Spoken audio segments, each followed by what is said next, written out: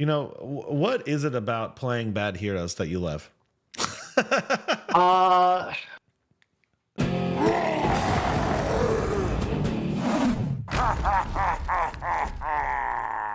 Hey, everybody, it's Nathan from Savage Lands News, and we're coming back this time with Clay, one of the all-stars in my community, one of my favorite Flesh and Blood players, perhaps the pinnacle of the apes of the Rhinar list. He kind of built the degen, or the anti-degen tank Rhinar list, I think, that everybody ended up doing really well with for a long time. And for some reason, he's dodged my channel for almost 2 years.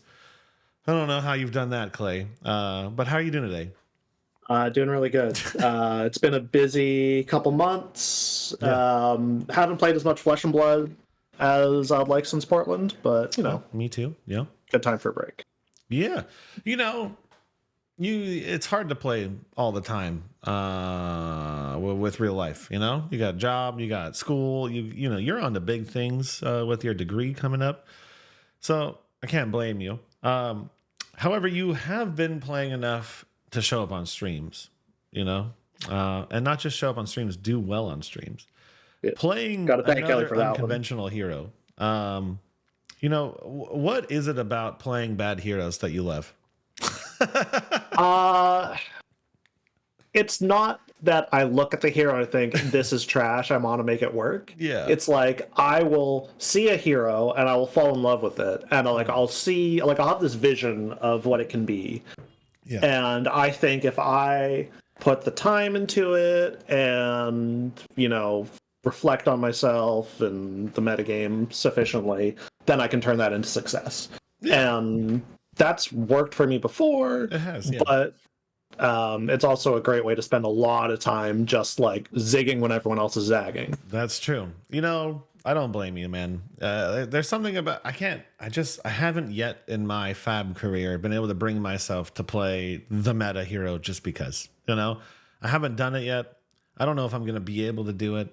Maybe one day I'll give up on my journey of playing cool heroes. But totally agree with you. And you've actually have done it before, right? Your performance on Rhinar and Canadian Nationals with Ian, right? You kind of built that list. You guys took it pretty far, both of you. I think one in finals, one in top 30. I can't remember. I made it to quarterfinals. Ian got to the finals. Yeah. Oh, damn. Okay, I forgot. Okay, I thought. Yeah. So 2 Rhinars, Canadian Nationals, your list. You've done it before, and that's kind of the list that I think a lot of the other Rhinar players ended up kind of morphing off of, and that's where almost every one of our major performances have ever landed on. Was we had Chandler first place calling on a tank Rhinar list. We had you guys in Canadian Nationals. I was top 8, the same calling as Chandler. My buddy Justin Salmon took it to top 16, top 15 at the next major calling around that time. And then since then we've kind of been dark. And that's when we were winning a bunch of pro quests and RTNs and all that kind of fun stuff. But and I can't forget, we almost had our first highest performance of all time. Our Brazilian friend, Tragedy, down there, but that's okay. How close are you to solving Florian? Do you think you've pushed it as far as it goes, or do you think there's more room? I have reached the same point that I reach with a lot of my kind of solo journeys into these heroes, Yeah. where I now have a very clear understanding of the problems that the hero faces. So, are they faceable problems? Not with the current card pool. It would be like shifts in the metagame or new cards to come out. Now, I'm not going to call myself a genie or a future reader or anything along those lines, but on the last show I did with Mara Fars, she predicted what the next card would be for her class, which was Vincent, and what would fix it, and it came out the next day. So I didn't warn you about this question at all. I'm so sorry, and I might have to cut this little thinking part out. But what card, if you could wish for Florian, what would it be? Would it be what would fix a major problem What would push Florian over the edge? That's within the realm of reason. Not like a 2 for 11. So I think the big problem with Florian is like not being able to really kill somebody in the first cycle. True. Okay. So the solution to that is either having sufficient disruption to forcibly drag your opponent into the second cycle, or something that will, kill them. Like a variance card, a high variance card, or something explosive. Something. And I think the problem is that something explosive kind of flies in the face of what Florian's trying to do. Yeah. It would be kind of annoying if he could block you that well and then one-shot you. Yeah, it would be pretty annoying. I could see more disruption. What I see in my mind is like a decomposed non-attack action with Go Again. Ooh. And then if it had some kind of disruptive effect, I think that would be really powerful for block 3. Honestly, the Florian also suffers from attention of decomposed cards that block 2. Yeah, sure. Because they could make it like a Runeblade one, so then it doesn't really buff Verdance. Yeah, yep. Verdance. Yeah. Excuse to inject a bit more power into it. Yeah. I like it. Your wish is going to come true. Watch. Tomorrow. They're going to drop it. This is exactly what happened last time. Yeah. So speaking of the new cards, we have maybe one of the more interesting Flesh and Blood card challenges I think we've ever seen, which is Arakni. Have you paid attention to any of those cards so far? Oh yeah. I mean, it is rolling dice, so it is definitely up our alley, I think. As soon as I saw that you could roll, I'm just waiting for the hero that's a 1, just to see if you auto lose the game like you do with a Rhinar, and then we could definitely be right at home on that class. The 1 might be the best one.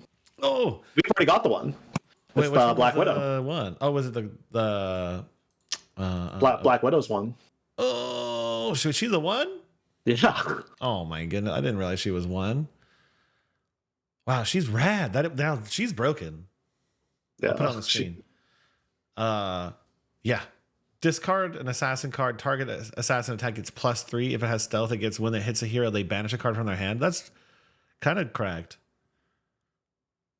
What really draws me to Arakni for this new set is like the idea of a random outcome where every outcome is some kind of positive outcome.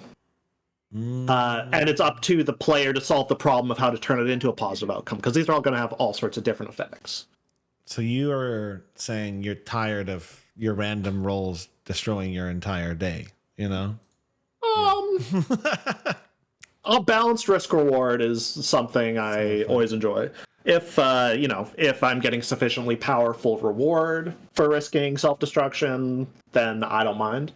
But I think this is interesting because I imagine the risk in this case, if all of these are strong outcomes, is how you manage to land your mark. Yeah, and they also are quite different from each other, which I think is really interesting. Like the tarantula is all about stabbing people with daggers, and your daggers basically come in for an extra point of damage, and then you have an attack react. And then we saw the disrupt with the Black Widow. Also the playable blockable mentor. What is that? That's the first mentor that doesn't say young hero. I don't want to pop your bubble. No. But the rules for the mentor specifically exclude it from CC. No, really? Yeah. Oh, I think you're right. I think I saw that judge call out the other day. You think they're going to change the rules? I hope not, because this card is broken. It is very good. Yeah, it's very good. What do you expect? Do you think this will actually do anything for Arakni? Because Arakni is pretty far behind on as far as like power goes, right? So like even with this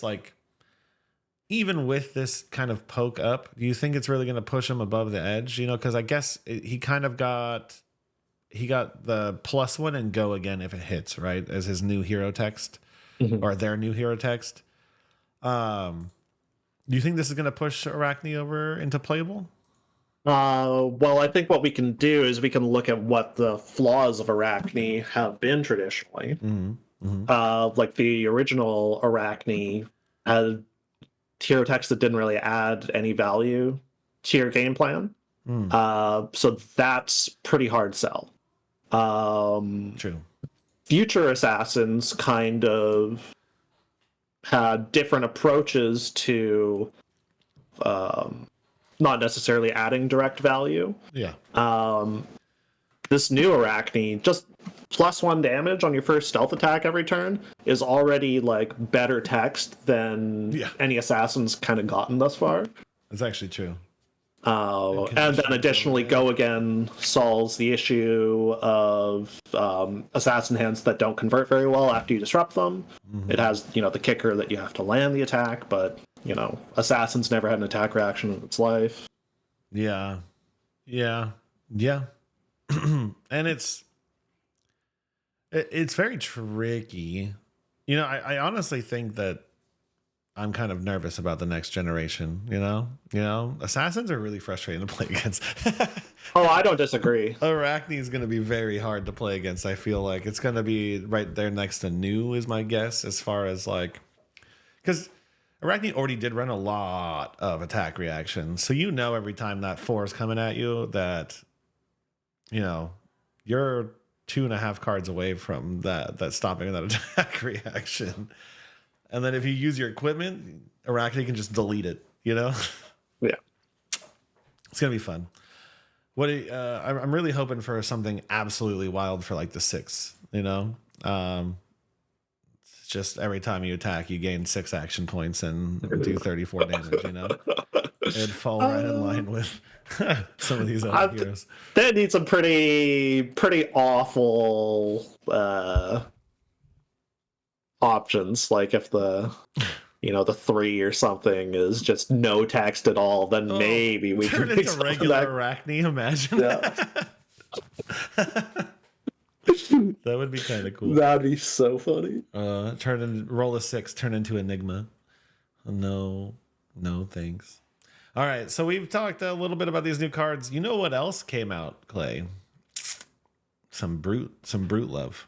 Right. We got Thick Hide Hunter, which I'll show on the screen now. When this attacks or defends, discard a random card, and it has 6 power and most notably 2 attack, 6 block, and it's a yellow. So it's our first ever 2-cost yellow that is kind of playable without discarding a card. A minus. I guess we did have Swing a Big Tree, right? I guess we had that card, right? What are your thoughts on this card, up front? So the first thing I look at for every brute card is its cost, because costing 2 resources is really important. It really is. In terms of what makes an efficient Blood Rush Bellow turn. And then everything else about this card is very interesting. So 6 block is very cool. It's a very elegant answer to dominate effects, because that is something that Brute or Rhinar specifically can struggle with, because D-Reacts will make your deck less consistent. Yeah. Additionally, the text where when it attacks or defends, discard a random card, that's not a cost. Yeah. So that is something that you just don't have to resolve if you don't have anything else in your hand. There are yeah, go ahead. I think this is a super versatile card with a lot of upsides, and its downsides are very manageable. Yeah. I feel like they do a really good job at making brute cards kind of a pain in the ass. I don't know why, man. We're the only class that jumps through this many hoops to fire off all of our stuff. You know what I mean? No offense to the other classes, but you guys your cards just do what they're supposed to do most of the time, and we're often looking at a hand with a Thick Hide Hunter and a Blood Rush Bellow and something else and a Dominate Crippling Crush, and no matter what you do, you're screwed. So it's I do think it's super versatile. the fact that you can just stick this in your graveyard as a yellow, especially like when you're really digging for those blood rushes and you're trying to manage your graveyard, or sorry, you're trying to manage your arsenal, and you're trying to never keep an additional card in your hand because you're always trying to draw 4 to find your blood rush faster. This is the first yellow you can stick in your arsenal and fire a blood rush with no concern, which is incredible. Yep. I think that's honestly the best part about this card, in my opinion, is that it is a yellow 2 that you can fire at the end of a blood rush. Yeah. I think the interactions with like blocking a crippling crush are interesting, you know.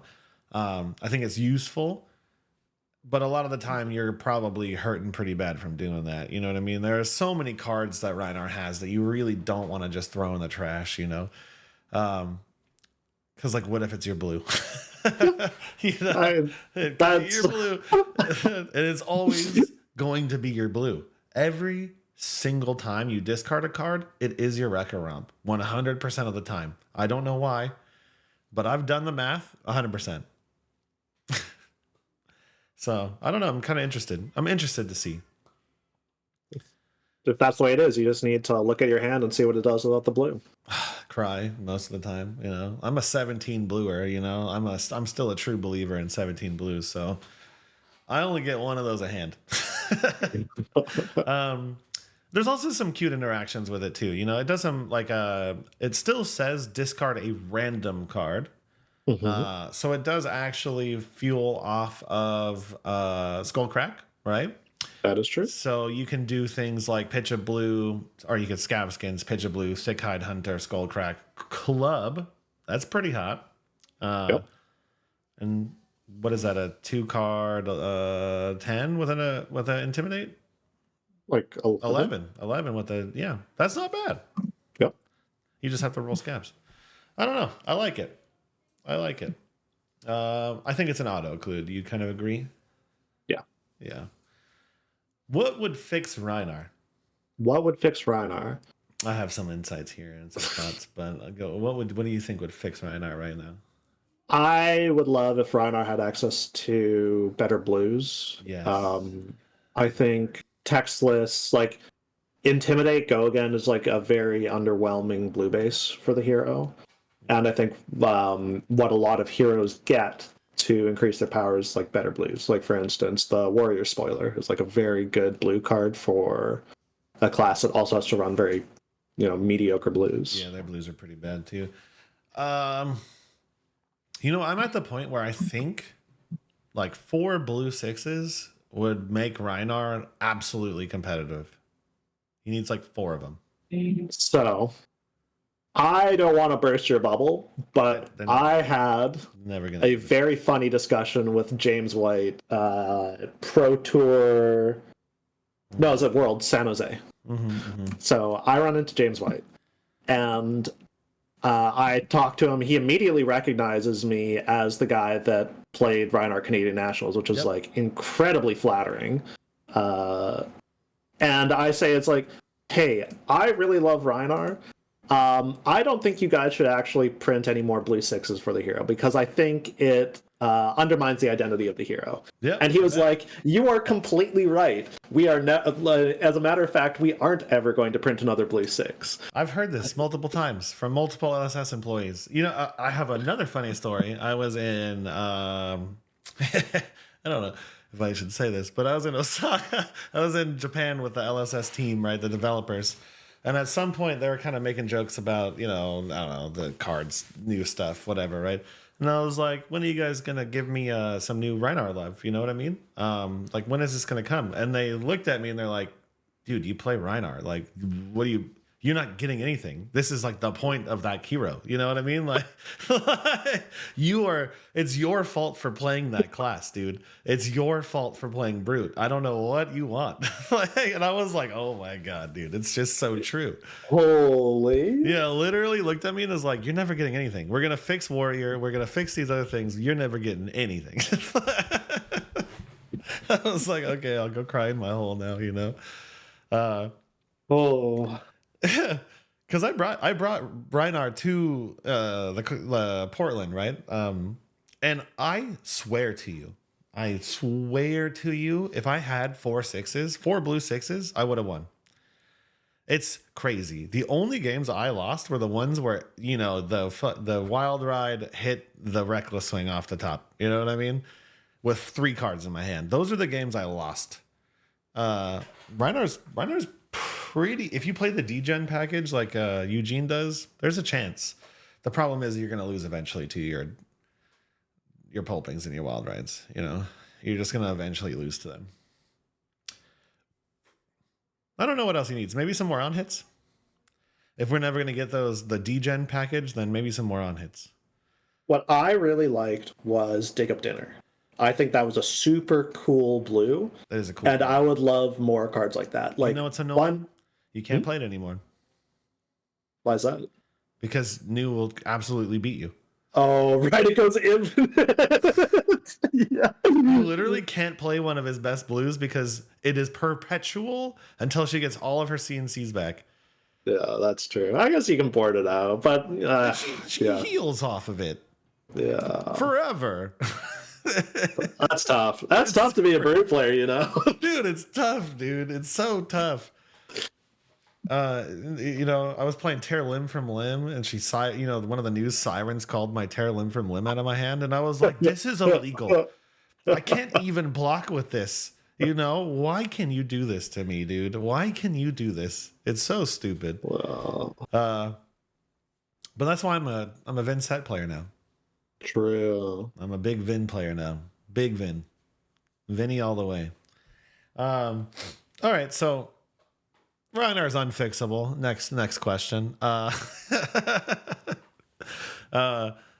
What do you think about the upcoming? So we have the Hunted coming, right? And we have some interesting classes in there. Another Draconic Ninja, which I'm terrified of because, you know, Phi was a menace, right? So even if the new ninja's not that good, Phi is just going to get way more support, right?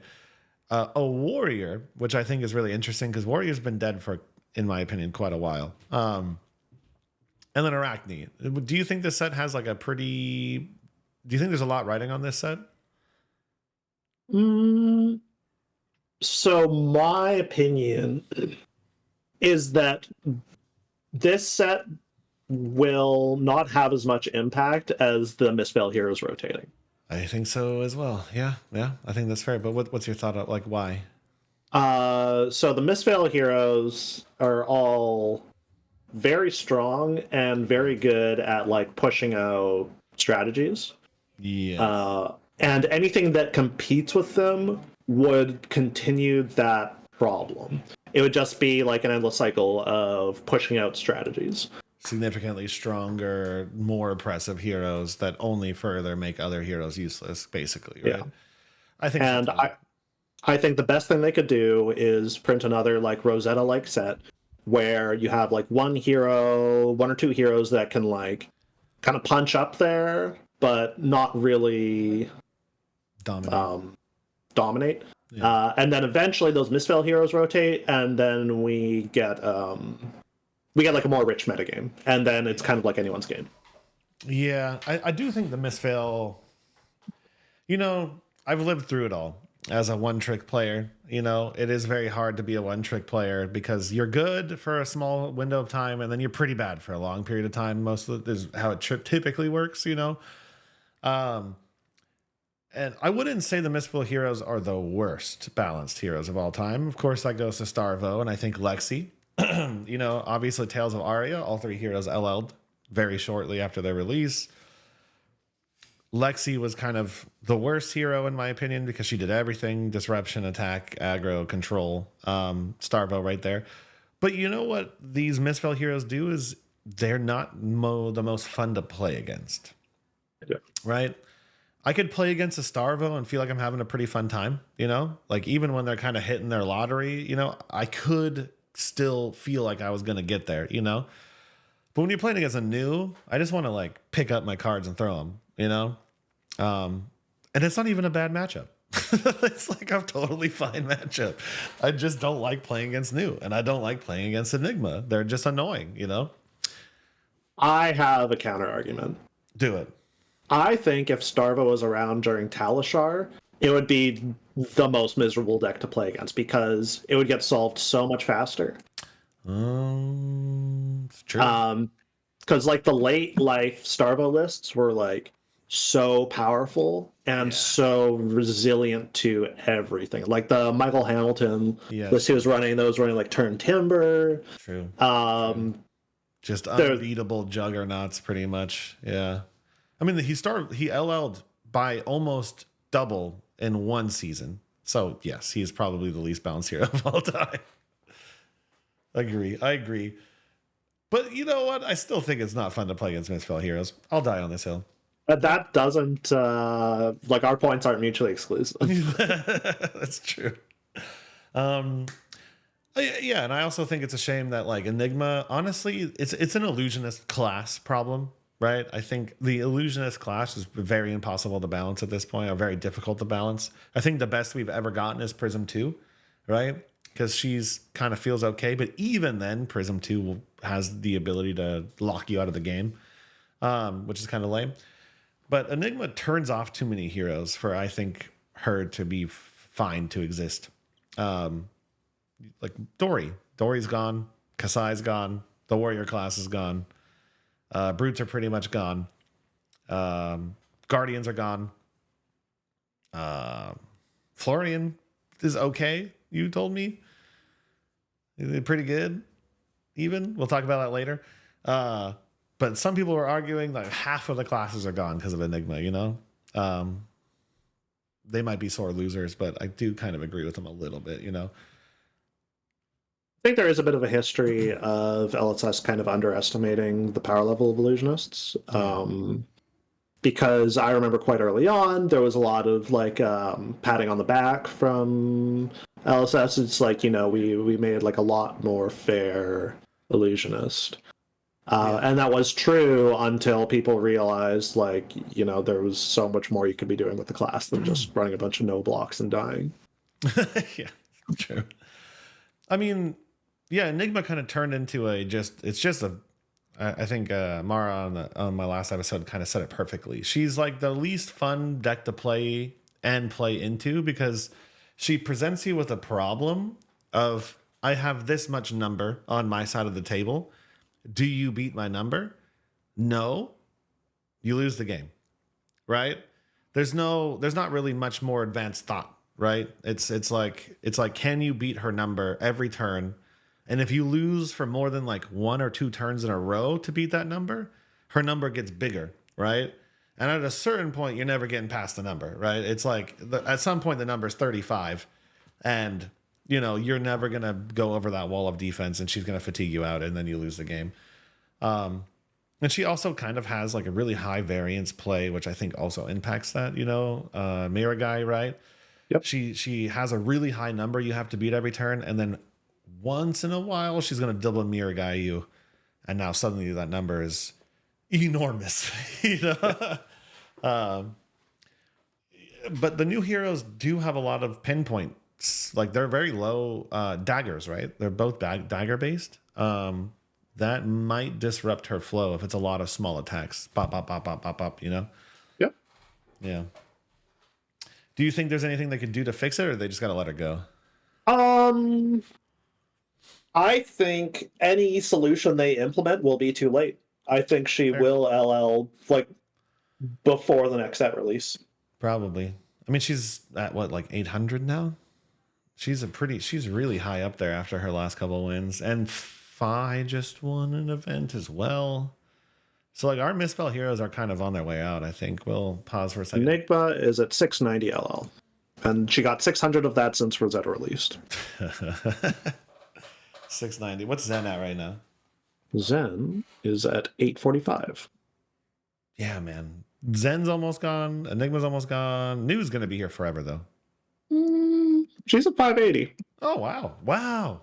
The performance difference between Enigma and New is way less drastic than I thought. Maybe because New was performing better during ProQuest season? It seems like she got most of her points during Mistveil season. Yeah. I wonder if she was just performing better at like a smaller tier event than Enigma was. Because Enigma's been performing really well at big tier events. Interesting. So yeah, they're almost all there, right? They're like 2 seasons away from all being gone if they continue to succeed this high. It's gonna be interesting. All right. Um, are you going to be going to any other major events this season? This Are you done for the season, year? yeah, I'm done for the year. Nice. But I'll be going to London. Ooh. Any idea on what you're playing yet? It's hard to say. If Miracle happens and Zen's still around, I would probably play Zen. Okay. Otherwise, I would. It's really hard to say. There are a lot of heroes I'd like to play. Yeah. I would love to play Florian again if the meta kind of becomes a little less hostile to him. Sure. Love playing Brute. I love new heroes. Yeah. Arakni might be interesting. Yeah. Warrior is kind of a cool thought. Okay. So Zen is your like if they're still around, you're gonna play Zen. I think personally Zen's the best deck on average, right? Like Very stable. very stable, very good, very easy to perform on. And it's clever. It has a lot of like creative decision making, a lot of agency, I would say. It blocks really well, you know. I'm gonna try Vincent though. Mara sold me on Vincent. I mean, we had 3 in the top 32 at Colin Portland. 3. That's pretty crazy. That's very cool. For like and none of them were like a breakout deck. They were all different. Right. So I think like if a little bit more attention goes that direction, that might be one of the heroes that can make it. Like 3 different versions performing at top 32. One of them was in the top 16. There's something there. But speaking of Runeblades, you want to jump into the deck list? Yeah, sure. I think these people are itching to hear what you have to say about your card selections. I am the face. All right, so I guess we can dive into the equipment first. I did notice while you're on stream, you kind of, I saw some undercover secrets. You know what I mean? I don't know. Dread Scythe, but I imagine the rest of the equipment is just like the best things you could possibly have. But you want to run us through the idea real quick? Yeah, so I think one of the best reasons to play Florian is that he has one of the best equipment suites in the game. Yeah. Just in terms of the onboard value output that you have. Yeah. So you have Barkskin of the Millennium Tree. Typically, the way you'll use this, you'll use it first once you have 4 cards in your Banish Zones, you're creating 1 embodiment of Earth. So that's going to give you +1 block to 1 non-attack action to your card. 2 if you're lucky, but let's just say it's +1 there. And then you use it again once you get 8 cards in your Banish Zones, so you're getting 2 embodiments of Earth. So this is a card that is effectively blocking 3 from the temper effect, and then an additional 3 from the embodiments of Earth created. That puts it right in line with something like Carrion Husk, which is just ridiculous output. Yeah, and it's even kind of more flexible because you can choose the 2 different breakpoints, Precisely. It's not super often you're blocking for 6 cleanly, Not these days, at least. Okay, Face Purgatory, correct. Yeah, that's another excellent, just raw output card. Yeah. It's disruptive. It has strong value propositions in a bunch of different situations. You might think that you're only using this card when somebody presents you like a giant 8 power or greater attack, but you're getting like positive value transactions for as like small as like 4 power attacks. Mm-hmm. As long as you're forcing your opponent to discard a card and you're drawing that card. If it's far enough up the chain that you'd get to block with the drawn card if you get the opportunity to. And I imagine Florian's one of the better heroes at blocking in general. So like you kind of have, this just ups your blocking ability significantly. I mean, like you can snipe some really important cards with these things. Yes. Yeah, some really powerful things. Okay, and then Grasp of the Arknight. I imagine this thing comes in for 10 plus value a game sometimes. Yeah, it depends on the structure of the matchup. Yeah. But against decks that are forcing you to, or just presenting you a lot of block targets, it will generate a lot of value because of Florian's idea ability, which is creating an extra rune chant once you get 8 cards in your banner zone. So one of the situations where Florian's most comfortable is where people are attacking him with like a manageable amount of offense, where he just gets to block 9 every turn and then do 2 rune chants and Reaping Blade. It's like the least amount of work for like imaginable for like very good value output. Yeah, Grasp of the Arknight, absolutely pushed in this hero too, right? That's a 1-card 5 Yeah. split damage. You know, I don't know how often that comes up as like a relevant factor. yeah, But it does create situations where if they're fighting not to die, they're overblocking a lot yeah, to respect this damage. yeah. That's crazy. It's like, yeah, it's at least 2 cards in that. At least in that, like, if you get him to the point where you're grinding him into the floor, you know what I mean? It's 2 cards. It's a lot. Yeah. And then Well Grounded. I'm imagining this is just an Earth card. Yeah, so I think it is better than Spellbound Creepers because this deck, firstly, doesn't use an extra action point very well a lot of the time. Okay. I think one of the strengths of this deck is that it has about as much go again as Florian can reasonably fit in here. Mm-hmm. And an extra Earth card can really cut down the requirements of running Earth cards in this deck because it's really easy to flood out on 2-block cards if you run a lot of Earth cards. Mm-hmm. And having more Earth in your equipment will like lower that burden. Yeah, it's just it blocks for 2, kind of. Yep. It's also a 0 block, so kind of saves you against T-bones, I guess, and stuff like that. Yep. But then it's in magical Earth, right? So you're just racing to get your hero power activated, right? That's kind of I'd imagine that's your first cycle. And then at the bottom you have your AB, obviously Nilrune Boots, and Carapace, right? I imagine Carapace only comes in for the AB, or do you run it for Breakpoint sometimes? I mean, its utility for blocking breakpoints is identical to Barkskin, Yeah, so no. Yeah, it's a pretty hard sell. And then Dread Scythe, what's up with this one? So, if Grasp of the Arknight and Reaping Blade are a really powerful combination for decks that attack into you a lot, Reaping Blade is for decks that are not attacking into you very often. There are a couple of reasons for that.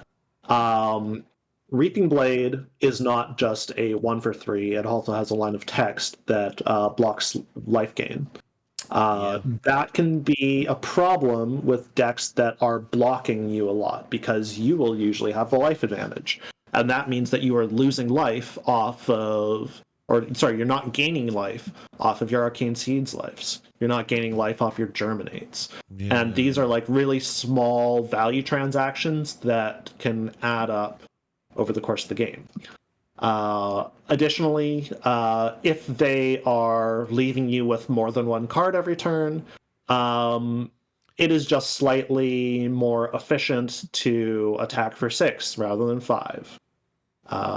Additionally, it pairs well with Runeblood Incantation. So the reason Runeblood Incantation is in my sideboard is that it only comes in with Dread Scythe. Because what Runeblood Incantation will do is it will increase the cost of Grasp of the Arknight, which kind of murders the efficiency of like Reaping Blade plays. Yeah. Now you can have Runeblood Incantation tick up, create 2 rune chants, and swing Dread Scythe if you've got to. On the turn that you play it, you can go Grasp the Arknight, Runeblood Incantation, swing Dread Scythe. Okay. It just fits a cost curve that needs you playing more cards per turn better. Makes sense. And this is your anti-fatigue strategy. Anti-fatigue, yes, because your anti-fatigue strategy is specifically resolving Germinates. And you will need to pitch stack these 3 germinate so that you can resolve them for XX equals 3 or 5 if you are, sorry, is it 3 or 6? And you are going to be presenting no offense for I guess if you're trying to get the big numbers, you're going to be presenting no offense for like 3 or 4 turns back to back. And that means your opponent is just going to be running at you trying to kill you. And if you're not gaining life because your Reaping Blade is blocking you, most of the time you're going to die. Yeah, those little points of value super matter at the end. Okay. Yeah. Okay, so that covers the equipment suite. I mean, that makes a lot of sense. And then let's just go through your core package real quick. You can run us through in any order you want. Sure. Let's start with just like the powerhouse cards. So that's Felling of the Crown and Plow Under. I think these are, if the equipment is a compelling reason to play the hero, I think the other half of that compelling reason are these 2 Decompose Haymakers. Yeah. They are both very good rate in terms of pure damage, and it's non-interactive disruption, which is very rare in this game. Yeah. Yeah. There's no on hit there, right? It's just play it. Yeah.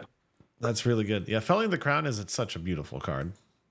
Another weird tidbit. I think we talked about this. Florian's cards are some of the most expensive cards in the game. I have no idea why that is the case. I don't know either. I don't know if they're actually short printed or if people just love them. You know what I mean? But if you look at Felling of the Crown and Plow Under, they're way above your average Majestic cost. Way above. It's kind of crazy. But okay, so you've got these 2, and you said Felling of the Crown is the reason you ended up playing him in the first place, right? You saw this card and you were like, this is it? Yeah, this is one of my favorite cards in the game, I think. I really, really like that card. I was really hoping, I mean, Florian's a really cool hero at the end of the day, so I'm glad it turned out the way it is, but I was kind of hoping for a deep deck with Decompose, I was hoping that it was going to be kind of like that playstyle, like a super big ramping deck. It kind of is. But yeah, when I first saw this card, I was like, that looks good. Okay, so Plow Under and Felling of the Crown, your powerhouses, and then where do you want to go next?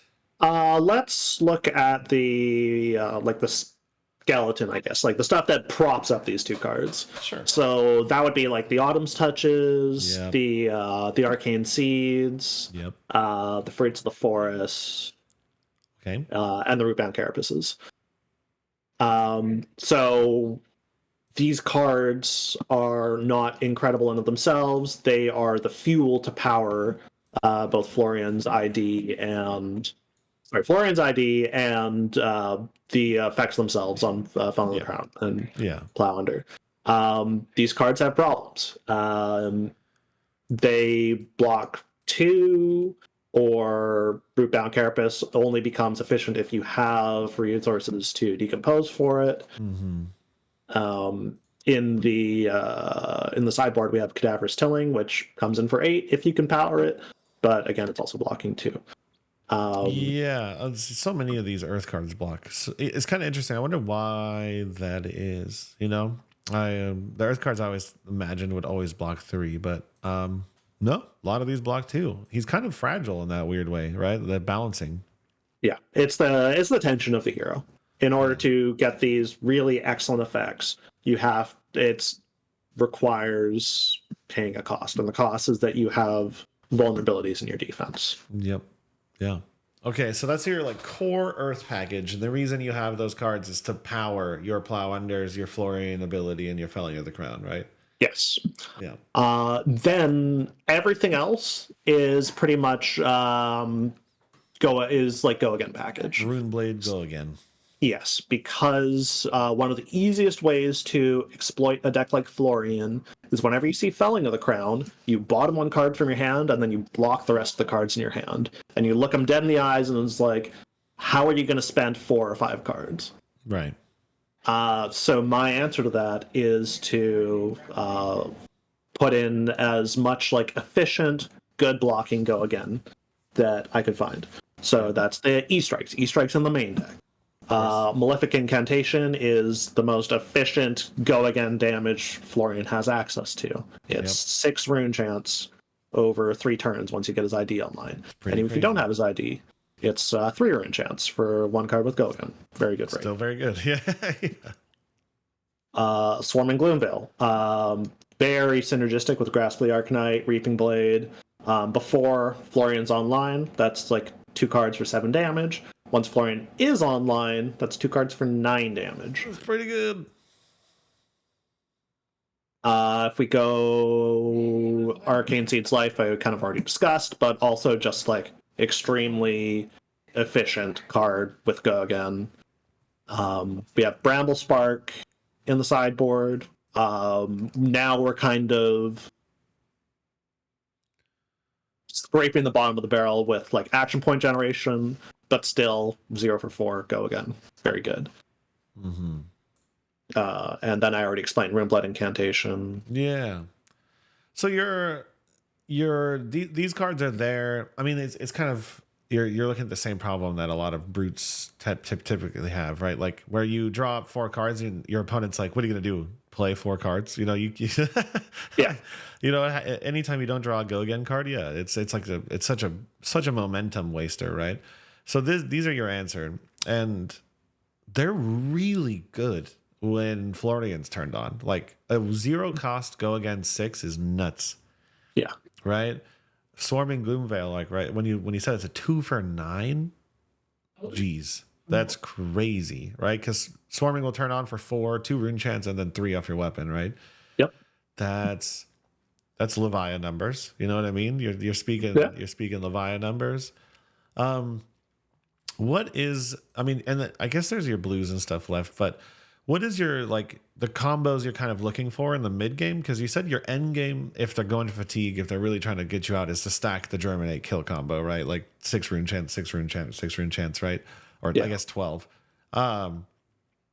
Wait, is it 6 or 12? It would be 8. So if you're doing Germinate for X3, then you're getting 8 Germinates per loop. Okay, so what's your mid-game combos? You know, you kind of said Swarming for 9, right? Is there like a really efficient, like, what line gets you going every time you play it? So assuming that they are going to be taking like a blocking stance and I'm going to be killing them with Germinate, I have a responsibility to crack in as much chip damage as I can beforehand. Yeah. Basically, every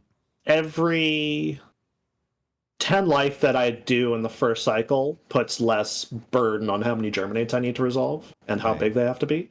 So one of the best ways to push damage through in the mid game is Bramble Spark and Felling of the Crown.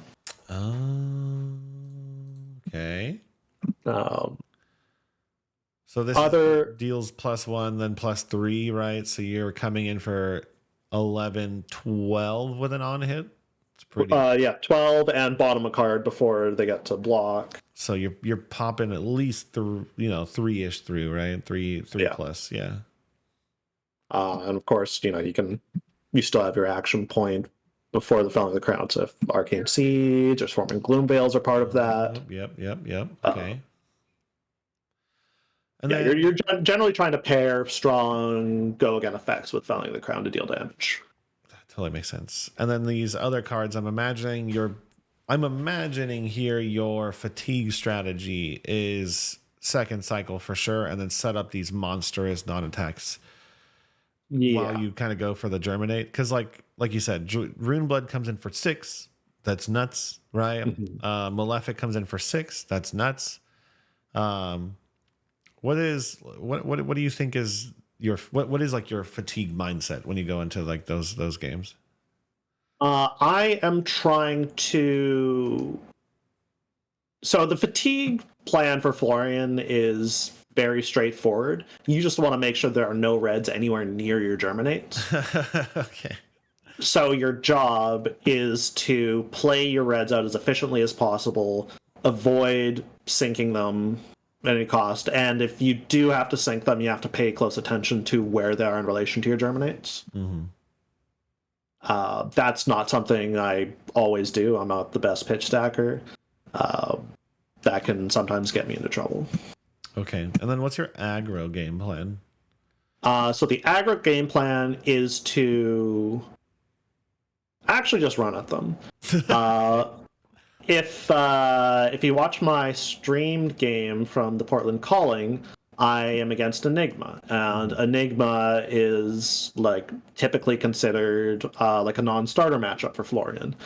But my approach there is to just keep attacking. Like almost every turn, I was converting 3 or 4 cards into them.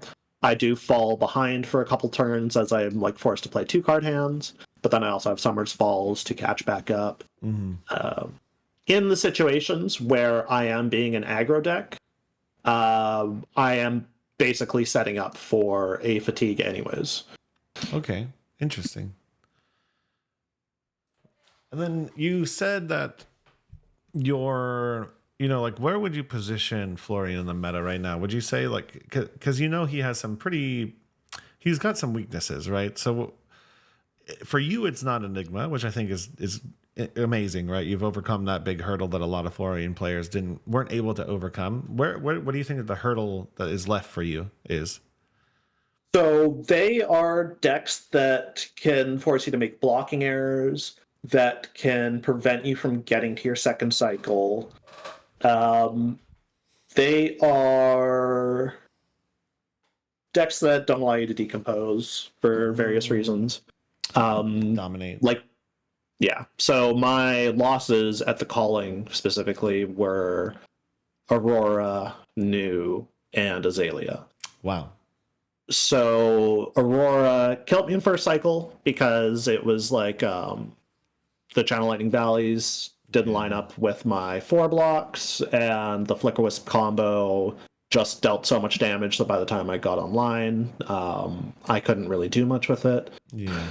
The new deck, just the amount of disruption forced me to pitch reds in ways that were not healthy or like not constructive to like a fatigue game plan. And against new, you're always going to go to fatigue. Yeah.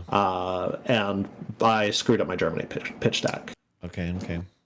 And Azalea, what the player was doing was ensuring that they were dominating every single turn, even if it was costing them like a couple points of damage here or there. By dominating every turn, I can't get enough Earth cards into my discard in order to decompose. And it creates like a very like concrete clock. Like when I play other Azalea players, they are a lot more interested in just doing like maximum output every single turn, not necessarily dominating. And that's a strategy I'm perfectly comfortable with because I can just keep donating my hand, setting up D-reacts, and taking as little damage as possible until I'm turned on.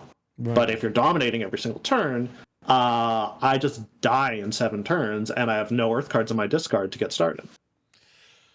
It's a very clever strategy by your opponent. Very, very well thought out. Yeah. So basically, disabling your hero text is the way that Azalea player kind of navigated the matchup, which is, that's very good, right? Mm-hmm. It's a lot of value you kind of put on. And you can only survive so long against Azalea. It's like 8 turns max, maybe. Yep. Yeah, she's gonna kill you at some point especially if they're nailing the dominates, right? So I guess you summarized it really well. You lose to decks that it just pop off too much in the first cycle. So I'm looking at probably every once in a while a Zen, maybe an Aurora, maybe those two kind of do it the worst, I guess. And then I think Zen's output is actually a lot more containable, more reasonable, because his like highest ceiling turns these days are like 20 damage, and that's like fine. If he does it to you too early before you can like get a decent bark skin trigger, that can be bad. But otherwise, it's probably just Aurora then. Is it really or Viscerai? How do you do in a Viscerai? Viscerai. So I was under the impression that this deck was quite functional into Viscerai. But one of my friends came up with a very clever strategy with Noel Bagelman's Viscerai list, where he just has the option of not attacking me. he can just not play the aggro game plan and set up Yeah. rune chants and then just blast me away from full health. Yeah. Because one of the problems with this deck is that I have to decide up front whether I am bringing in a defensive package or an aggro package. But I have a couple go against sources in the main deck. I got my Light Strikes from Gloomveils and Malefics, but I am missing out on my Bramble Sparks, my Runeblood incantations, my Dread Scythe. The dash problem. You don't know what they are. So he identified that you can exploit like a massive boarding error in the Florian player by playing more like just not attacking him, leaving him with like D-reacts and like 2-card hands that he has to play. So I was like IP2ing myself almost every single turn, and since he wasn't attacking me, I wasn't getting my decompose set up. Now, if they do just cooperate and attack you, I think that matchup is fine. Okay. You have like an Aurora problem where they can just smush you in the first cycle if if they get the like Mordred, Revel. Yeah. Yeah. Okay, so you think that honestly, it sounds like the only real issue we have right now is some boarding errors, right? Like some good players, I guess, but it's really just like dominates and the fact that Aurora can pretty much one shot anybody in the format right now. Yeah. Yeah, I had one of my buddies went down in their winning ends because the Aurora accidentally did like 30 something damage, like, and it was off of go again text. It wasn't even off of cards. Like it wasn't off the damage. It was off them drawing like the perfect draw sequence off of Channel Lightning Valley, right? Like just wombo comboed him into the floor, and he was like, "Well, that was fun," his first time dying to go again as a keyword, which is interesting. Okay, and we kind of talked about what you would wish for some new cards to come out. So you would wish for has already been covered. Do you have any closing thoughts about Florian? Oh yeah, I wanted to talk about Snag because I think. Oh yeah, we skipped the Snag. What is it doing in there? So, I think in general the new matchup is very reasonable. If I don't get my pitch stack screwed up, I have like a pretty good route to victory. However, when I was playing on Talishar, I kept running into Count Your Blessings news that were really putting me in the blender. Because what that deck does really well is it will just like keep a 5-card hand, attack you, and make you guess if you need to block aggressively or they're going to play Count Your Blessings. True. And I kind of had these 3 slots left in my deck. I had no idea what to do. And I just like, man, the only question mark I have right now before going into Portland is how to beat this Count Your Blessings new. And it was like I was looking at Poison the Well or Snag, and I wasn't a huge Poison the Well fan at that point, so I just went with Snag. Turns out the new players that were beating me over and over again, that was just Victor Mercado playing on different accounts. How'd you find that out? At the event, Victor and I are like adjacent circles. He's with the Toronto crew. Yeah. So we're like running into each other a lot. And he's like, "Are you Clay on Talishar?" And he's like, "Yeah, I am." And he's like, "Yeah, we played a couple times." And I was like, "Wait, who are you?" And he was just like listed off like 3 separate accounts. Oh my goodness. So you're panicking just because of one boogeyman. Yeah. It's fine. I don't know what else I was doing with those 3 sideboard slots anyways. You gotta put in the other one, man. What's it called? The 1 for 5. 1 for 5. That deletes, that puts a card in the graveyard or in the banish zone. What is it called? Oh, gravekeeping. Yeah, gravekeeping. That's not a bad idea, actually. Dude, I really truly don't understand what happened at Worlds. Everybody was panicking. Like, I know a lot of people didn't think CYB would be real, but some people thought it was real enough to put in the Poison the Well and stuff like that. You just put in the 1 for 5 in Aurora, and you delete 12 value off the table with a regular turn. I don't know why people were playing with Play the Well, dude, or Poison the Well. It's so complicated to get that thing to line up on the right turn. You have to put it in your arsenal. You're IPing yourself. Dude, just play that one card. 12 value. Off, gone. Deleted. I think we would have had a different winner. You know what I mean? I think, that didn't occur to me. I think that's a great idea. if everybody had just run that at Worlds, like if everybody deleted their Poison the Wells and put in that in, you know, I don't think Michael Hamilton and, you know, the other CYB decks would have made it as far. Because it's just now their deck is underperforming and can't block. Yeah. So yeah, for next time, buddy. For next time. Put that in there. All right. Well, I mean, you know what, Clay? You're not only just an amazing dude. I enjoy talking to you every time we hang out. You're also an amazing Rhinar player, a very skilled deck builder, which I think is one of the most important things about you. You know what I mean? Every time you cook on a list, you put something out there and you do well on it. But more importantly, a lot of people take your stuff and they play it and they do really well on it also. So I'm hoping we get some new Florian cooks in the kitchen after this list. That'd be great. Because take it from me, if you steal Clay's list, you'll do well. Take it from me. Okay. Well, anything you want to end on? Anything you want to close, plug? Anything like that you want to say at the end? Merry Christmas to everybody, or happy holidays. That's a great idea. Merry Christmas, everyone. Yeah. All right. Well, thank you, Clay. I hope I see you around. Thanks, everybody, for watching. Thank you very much for having me. Oh, anytime, buddy. Have a great day.